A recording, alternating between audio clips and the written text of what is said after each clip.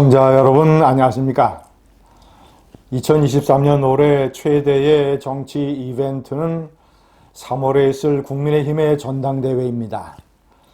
차기 당대표를 뽑는 최고의 정치 이벤트. 윤석열 정권의 쌍두마차 대통령과 여당 대표 과연 누가 될 것인가? 점차 윤곽이 드러나고 있습니다. 많은 사람들의 초미의 관심사가 됐던 한동훈 법무장관이 과연 출마할 것인가? 당대표가 될 것인가? 윤석열 대통령이 일종의 교통정리를 했습니다. 조선일보와의 신년 인터뷰에서 이 문제에 대해서 한동훈 장관은 너무 이르지 않는가라고 얘기를 했습니다. 윤석열 대통령과 한동훈 장관의 관계로 볼 때 이 문제는 서로 이신점심으로 아니면 어느 정도의 논의를 거쳐서 한동훈 장관이 불출마를 하는 것으로 정리가 된 것입니다. 권영세 통일부 장관, 원희룡 국토교통부 장관의 당대표 출마 문제에 관해서는 윤 대통령은 본인들의 자유라고 얘기를 했습니다. 본인들이 결정할 문제라고 얘기했습니다. 그런데 유독 한동훈 장관에 대해서만 너무 이르지 않는가라고 얘기했습니다. 전화통화를 해서 당대표에 출마할 거냐고 물었더니 한동훈 장관이 피식 웃었다라는 그런 말도 전했습니다. 윤 대통령과 한동훈 장관의 관계로 봤을 때 한 장관이 웃었다는 것은 아니 이심전심으로 다 아시면서 뭘 물어보시느냐, 그런 일은 일어나지 않을 거라는 것을 아시면서 물어보시는가, 이런 뜻 아니겠습니까? 저는 몇 가지 고려가 있다고 생각합니다. 첫 번째, 대통령 후보가 되는 길. 윤석열 대통령도 정치권의 경험 없이 대통령 후보가 됐습니다. 국회의원 배지를 달아본 적이 없이 대통령 후보가 된 것입니다. 그러나 대통령 후보와 당대표는 다릅니다. 당대표는 복잡하게 얽혀있는 당의 세력 구도와 국회의원들과 이러이러한 정당의 생리, 이러이러한 것들에 대해서 어느 정도 지식과 경험이 있어야 됩니다.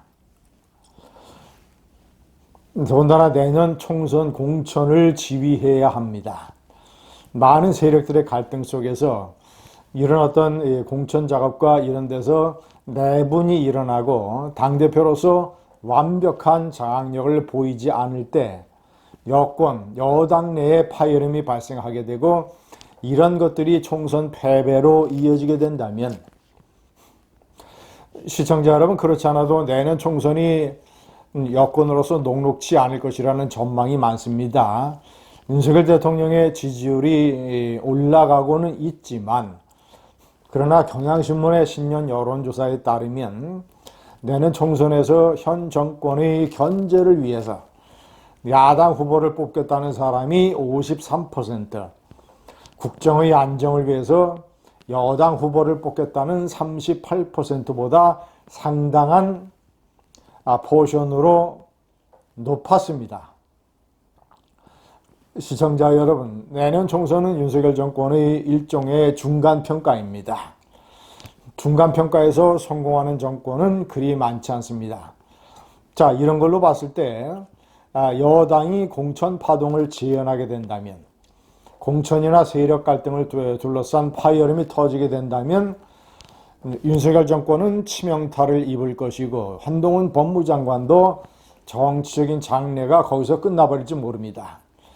자, 이런 점을 고려하고 있다는 점. 두 번째, 윤석열 대통령이 한동훈을 차기 유력한 주자 중 한 사람으로 왜 생각을 안 하겠습니까?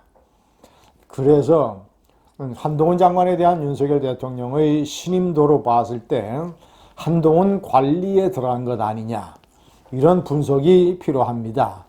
세 번째, 대통령도 검찰총장 출신인 자신인데 자신의 오른팔이자 법무장관 출신이자 검사 출신인 한동훈 장관이 여당의 당대표까지 맡는다면 어떤 이 정권의 쌍두마차의 모양새가 상당히 정치적인 부담을 가져올 수 있다. 이런 식의 생각을 윤 대통령이 하지 않느냐 이렇게 생각을 합니다. 시청자 여러분, 한동훈 장관은 치밀한 야심가입니다. 국회의원 한번 해보지 않은 윤석열 검찰총장이 대통령이 되는 과정을 옆에서 면밀하게 지켜봤습니다. 그래서 한동훈 장관은 본인이 대중적인 지지도, 대중적인 스타, 미스터로 법무장관으로서의 인기를 유지를 하면서 당분간 당대표라고 하는 위험한 시험대에 들지 아니하며 내년 총선 때 자연스럽게 국회로 진출을 해서 차기 대권 가능성의 길을 모색하는 방향으로 전략을 짜고 있지 않나, 저는 이렇게 판단을 합니다. 제가 세 번째 명기를 했습니다마는 한동훈 장관이 없어도 현재의 당권 주자들로 봤을 때 윤석열 대통령은 이른바 친윤계 후보가 당대표가 될 가능성을 대단히 높음을 주시하고 있을 것입니다. 신년에 쏟아져 나온 여론조사에서 국민의힘 지지층 그러니까 이제 100% 당심 투표로 하니까 당원이라든가 국민의힘 지지층의 여론이 대단히 중요합니다. 국민의힘 지지층으로만 봤을 때 친윤 후보라고 할 수 있는 나경원, 김기현, 그리고 중립적 후보라고 할 수 있는 안철수, 이들이 상당히 강세입니다. 한 조사에서는 나경원 25%, 안철수 20%, 김기현 10%, 유승민 8%. 유승민은 일반인들 여론조사에서는 20여 포인트로 상당히 앞서가지만 국민의힘 지지층에서는 뚝 떨어집니다. 8%나 10% 이때에 머물고 있습니다. 윤석열 대통령으로서는 이런 상황을 봤을 때 친윤계로 분류될 수 있는 나경원, 김기현 이런 주자들이 상당히 강세를 보이고 있기 때문에 특별한 이변이 없는 한 또 친윤계에서도 합종 연행이 일어날 수 있고 무엇보다도 결선 투표제가 도입이 됐기 때문에 친윤계 후보 중에서 1차로 과반을 넘는 후보가 없다 하더라도 결선 투표에서 윤석열 대통령을 지지하고 국정의 안정을 원하는 당원들이 결선 투표에서 친윤계 후보에게 표를 몰아줄 것입니다.